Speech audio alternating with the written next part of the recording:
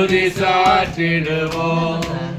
கடந்த நாட்களில் கண்மணி போல் கருத்துடன் நம்மை காத்தாரே.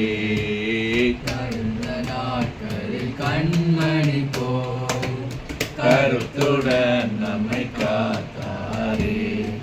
கர்த்தரையே நம்பி ஜீவித்திட கிருபையும் ஏந்ததால் ஸ்தோத்தரிப்போமே.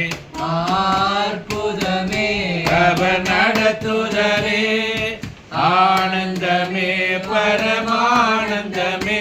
நன்றியாருள்ளமே மிக பொங்கிடுதே நாம் அல்லேலூயா துதி சாற்றிடுவோம். நன்றியாருள்ளமே மிக பொங்கிடுதே நாம் அல்லேலூயா துதி சாற்றிடுவோம்.